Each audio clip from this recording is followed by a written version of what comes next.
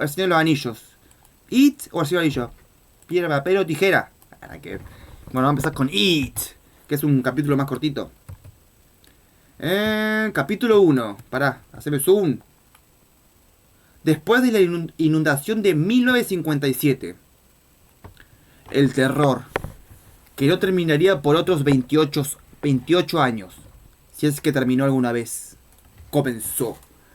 Hasta donde sé o puedo contar, con un barco hecho de una hoja de un diario que flotaba a lo largo del arroyo, de una calle anegada de lluvia. El barquito cabeceó, se la dio, volvió a enderezarse en medio del traicionero remolino, y continuó su marcha por Wickham Street, hacia el semáforo que marcaba la intersección de esta y Jackson.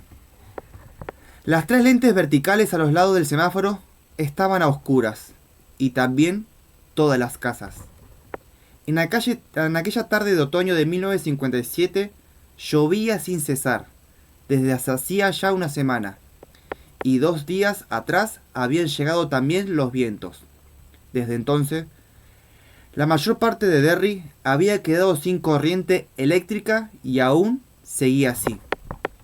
Ajá, eso lo explicaban. Un chiquillo de impermeable amarillo y botas rojas seguía alegremente al barco de papel. La lluvia no había cesado, pero al fin estaba amainando. Golpeteaba sobre la capucha amarilla del impermeable sonando a los oídos del niño como lluvia sobre el tejado de un cobertizo. Un sonido reconfortante, casi acogedor. El niño del impermeable amarillo era George Denbrough. Georgie, le vamos a decir. Tenía 6 años. William, su hermano, a quien casi todos los niños de la escuela primaria de Derry y hasta los maestros, aunque jamás habrían usado el apodo frente a él, conocían como Bill el Tartaja, el tartamudo. Estaba en su casa pasando los restos de una gripe bastante seria.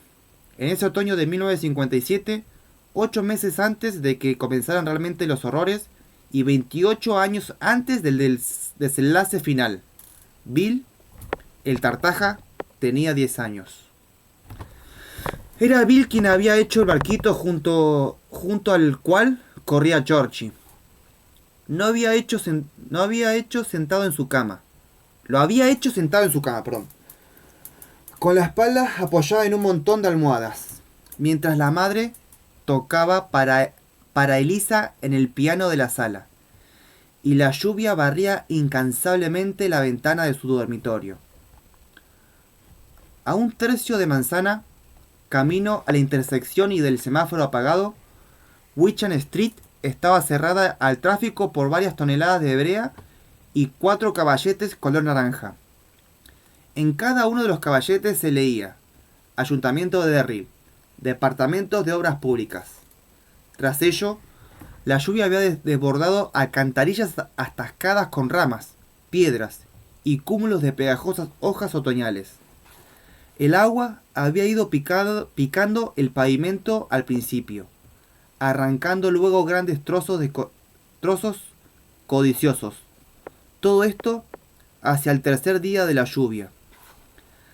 Hacia el mediodía de la cuarta jornada, grandes trozos de pavimentos eran arrastrados por la intersección de Jackson y Wickham, como témpanos de hielos en miniatura. Muchos habitantes de Derry habían empezado por entonces a hacer chistes nerviosos sobre el arca. El Departamento de Obras Públicas se las había arreglado para mantener abierta Jackson Street, pero Wickham estaba intransitable, desde las barreras hasta el centro de la misma ciudad. Todos estaban de acuerdo, sin embargo, en que lo peor había pasado. El río Kentucky, no sé cómo es, había crecido casi hasta sus márgenes de los eriales y estaban muy pocos centímetros por debajo de los muros de cemento de canal que encontré, pero tengo que achicarlo porque si no puedo leer y se me hace muy chiquito, ¿no? Constreñía su paso por el centro de la ciudad. En estos momentos, un grupo de hombres, entre ellos Zack Denbrough, el padre de George y de Bill. Estaban retirando los sacos de arenas que habían lanzado el día anterior con aterrorizada prisa. Un día antes, la inundación y sus costosos daños habían parecido casi inevitables. Bien, gracias a Dios, que ya había ocurrido anteriormente. La inundación de 1931 había sido un desastre con un costo de millones de dólares y de más de 20 vidas. Bueno. De aquello hacía ya mucho tiempo, pero aún quedaba gente por ahí que lo recordaba para asustar al resto. Una de las víctimas de la inundación había sido hallada en Bucksport, a unos cuantos kilómetros de distancias. Los peces le habían comido a ese infortunado caballero los ojos, 3 dedos, el nepe y la mayor parte del pie izquierdo, agarrado por lo que restaba de sus manos. Había parecido que el volante de un Ford. Ahora, sin embargo, el río estaba retrocediendo y cuanto se elevaba la nueva presa hidráulica de Bangor, corriente arriba, dejaría de ser una amenaza. Al menos eso decía Zack, que trabajaba en hidroeléctrica Bangor. En cuanto a lo demás, bueno, las inundaciones futuras aparecían. Lo importante era salir de esta, devolver la corriente eléctrica y después olvidarla. En Derry, eso de olvidar la tragedia y el desastre era casi un arte, tal como Bill llegaría a descubrir con el tiempo. Churchill se detuvo justo detrás de la barrera al borde de una profunda grieta que se había abierto en la superficie de Alquitrán en Wichern. Este barranco discurría casi exactamente en diagonal.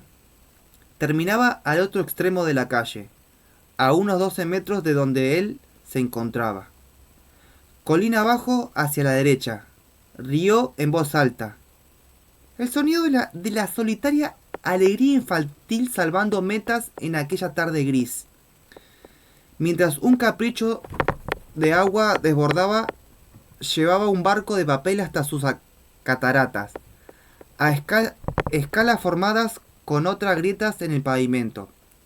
El agua había abierto con su urgencia un canal que corría a lo largo de la diagonal, y por ello el barco iba de un lado a otro de la calle, arrastrando tan deprisa por la corriente que George tuvo que correr para seguirla.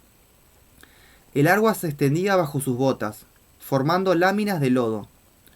Sus hebillas sonaban con un júbilo tintineo mientras George corría hacia su extraña muerte. No spoileaste, amigo.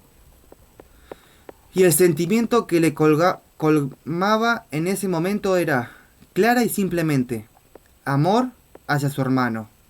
Amor y también una cierta tristeza porque Bill no podía estar allí para ver aquello y compartirlo. Claro que él trataría de describírselo cuando volviese a casa, pero sabía que jamás podría hacer que Bill lo viese. Tal y como Bill se lo hubiese hecho ver a él en situaciones inversas. Bill destacaba en lectura y redacción, pero aún a su edad, George tenía la capacidad suficiente como para comprender que no solo por eso obtenía Bill las mejores notas. Tampoco era el único motivo de que los maestros le guardaran tanto sus composiciones. La forma de contar era solo una parte del asunto. Bill sabía ver. El barquito casi silbaba a lo largo de aquel canal. Solo una página arrancada de la sección del anuncio clasificado de New Derry, pero George lo imaginaba como una torpedera de una película de guerra, de esas que solo solía ver el teatro de Derry con Bill. En la matinés de los sábados, una película de guerra en la que John Wayne luchaba contra los japoneses. La proa del barco de papel levantaba olas a cada lado mientras seguía su precipitado curso hacia la cuneta del lado izquierdo de la calle. En ese punto, un nuevo arroyuelo corría sobre la grieta abierta del pavimento, creando un remolino bastante grande. Georgie pensó que el barco volcaría yéndose a pique. Escoró de modo alarmante, pero luego se enderezó. Giró y navegó rápidamente hacia la intersección. George lanzó gritos de júbilo y corrió para alcanzarlo. Sobre su cabeza, una torva ráfaga de viento otoñal hizo silbar los árboles, casi completamente liberador de su carga de hojas a causa de la tormenta, que ese año había sido un segador implacable. Bueno, acabo de aclarar un poquito. ¿Qué onda? ¿Cómo va mi rey? ¿Todo bien? Perdón que no me suena el chat ni nada. Estoy leyendo It. Me parece que leí un capítulo más porque quiero que aparezca Pennywise. Así que básicamente lo que yo quiero hacer en mis canales es actuar las voces. No leo, no repaso nada, directamente leo en el transcurso de lo que voy leyendo. Soy medio tartamudo, porque bueno, en los anteriores videos expliqué, ahora aprovecho que esta voz también te explico. Es que no soy una persona que haya leído para nadie, o sea, empecé a leer hace muy poco en voz alta. Siempre fui muy mental y me gusta mucho actuar voces. Lo hago por hobby, no tengo experiencia de nada, lo hice a lo largo de mi vida. Y todo lo que estoy leyendo le intento de meter como ese roleplay que me gusta a mí. En todo lo que hago me gusta rolear. O sea, tanto en los videojuegos, todo me meto en el personaje. Es la idea de los canales. Y bueno, soy muy tartamudo porque, como digo, no leí nunca jamás en voz alta. Siempre fui muy mental. Soy más rápido con la mente que con las palabras. Por muchas cosas que me pasaron. Y por eso me traba mucho. Pero bueno, lo uso todo esto para practicar. Y me está saliendo bastante bien a lo que arranqué. La verdad que daba pena. Y bueno, ya no sé, ese es como el video 140 o 150 que voy haciendo. Y ya leímos varias historias, que están todos los canales ahí. Y cada canal tiene su temática.